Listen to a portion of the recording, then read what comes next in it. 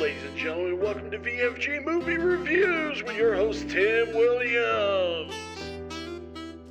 How's it going, guys? Welcome to VFG Movie Reviews. I am Tim, and this is my review for Thor 2011. Man, oh man, going back and watching this movie, there is so much that I want to talk about, and this movie has been reviewed and reviewed and reviewed, so I'm going to give you my thoughts on when I first watched this movie, not now. There is a couple of things that I want to point out now that I think are like just abominations to the Thor franchise. But just, it would have been so nice to see some of these characters come back, like Lady Sith, Hogan, Fenderel, and Volstagg. Ray Stevens is a cool dude, and I would love to see him back.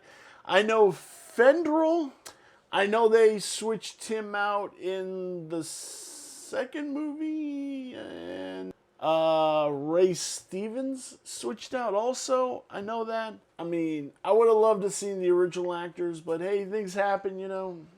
Things happen. But I'm going to tell you some of the cool stuff that I really loved about this movie. Loki, seeing the prototype Loki of what we have now is amazing. To go back and see the intricate work of when he was just, I'm a baddie, and then before he became the lovable Loki / bad guy. Thor was amazing in this movie.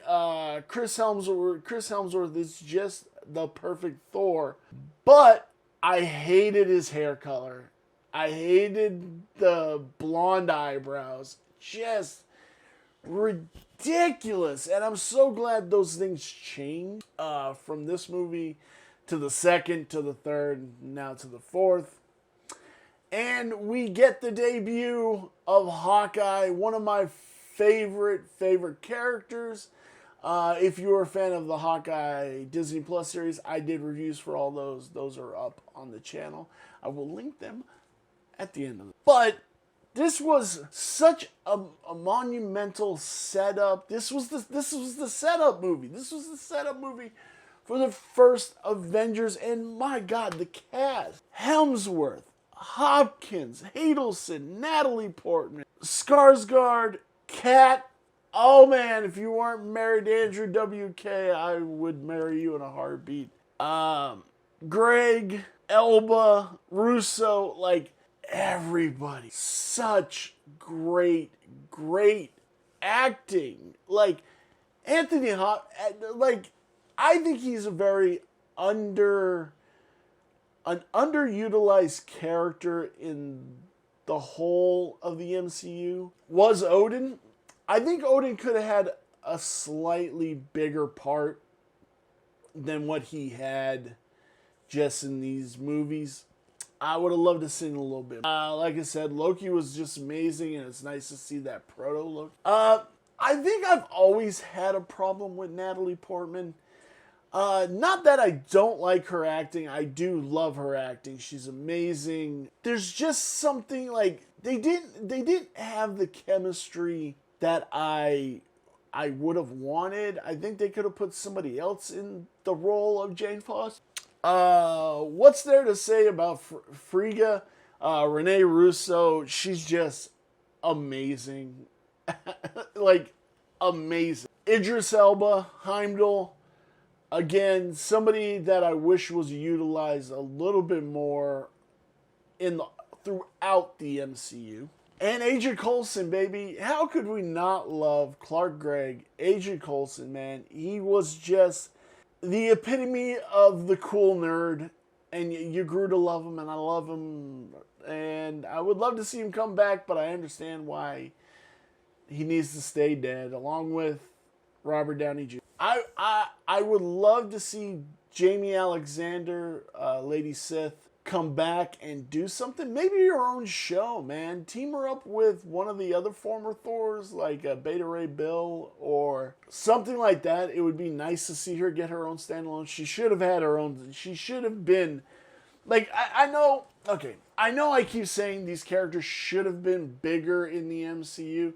And you're going to go, well, Tim, she cameoed on Agents of S.H.I.E.L.D., but Agents of S.H.I.E.L.D. is not canon to the MCU. But I would have loved to see just more of these characters. Can we get a Warriors 3 like show?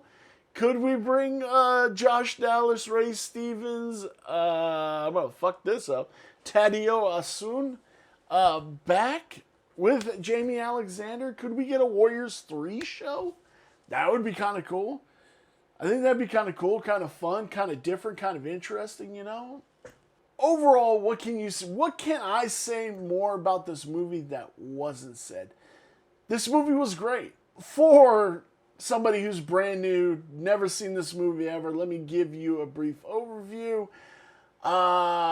Thor is going to ascend to the throne of the power and the king of Asgard. He ends up breaking the king's rule, Odin's rule, gets cast down to Earth. Mjolnir, the hammer, is taken away from him.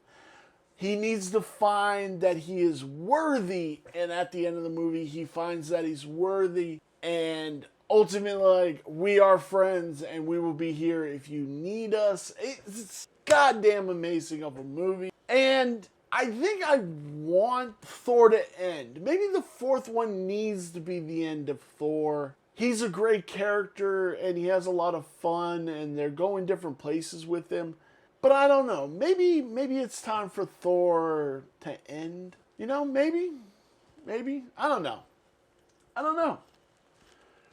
But where does this movie lie on my 5-star review? This is a 3.5-star movie. Brilliant, amazing. I loved it. I hope you guys loved it.